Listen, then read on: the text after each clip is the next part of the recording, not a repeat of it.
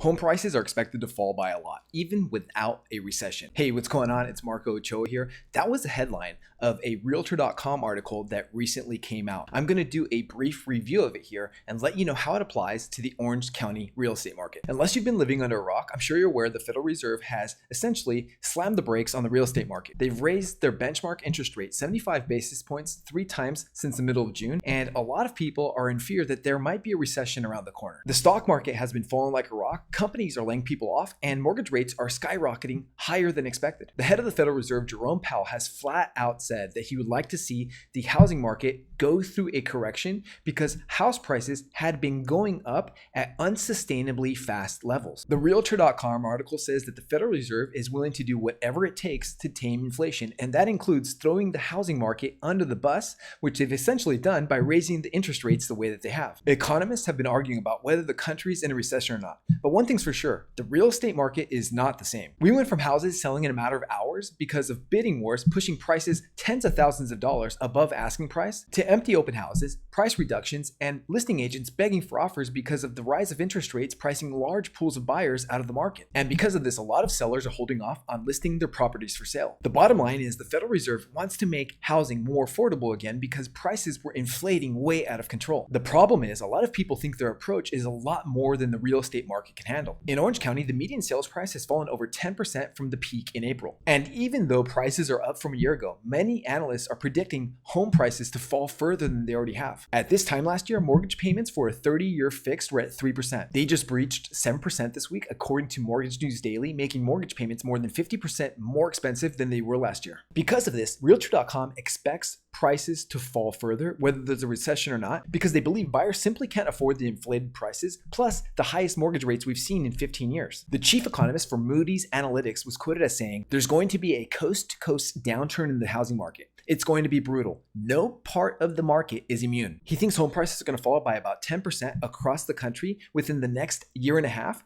if we don't have a recession. If we do have a recession, he expects price declines to be close to 20% from top to bottom in 2024. Maybe, we'll see. He went on to say, prices have to come down quite a bit to make it affordable with these rates. He's right, but they won't come down right away. Sellers won't lower their prices unless they have to, especially after seeing their neighbors' homes sell for record-breaking numbers just a few months ago. Some sellers have actually been cutting their prices, but many haven't budged at all. They want to sell for the same prices that homes were selling for 6 to 7 months ago. But the problem with that is many buyers can't afford those prices. So there's a gap between what sellers want and reality, which is resulting in fewer home sales, which analysts think will continue as things become more uncertain in the economy. In Orange County, existing home sales are down over 30%, and a lot of people are freaking out because prices are high, interest rates are high, there's limited inventory, and on top of that, some people are concerned about losing their jobs. The good news for buyers is there are more homes on the market. In Orange County, inventory was up 30% year over year, but homes just aren't selling as quickly. Homes that sold in September were on the market over 60% longer than homes that sold in September of last year. So homes that get listed are sitting on the market longer, which has caused inventory to go up. New listings were actually down 25% year over year in Orange County in September. Another reason why there's limited inventory is because many sellers are also looking to buy. Most homeowners that locked in lower mortgage rates don't want to give those lower rates up to buy a house where they're going to pay a lot more for substantially less. So this shrinks the pool of sellers down to people that have to sell, whether that be because of a job relocation or needing more space because of a growing family, which are going to be greater motivators than keeping a lower interest rate. Now, most economists don't expect to see a bunch of foreclosures like we saw in 2008 because of stricter lending guidelines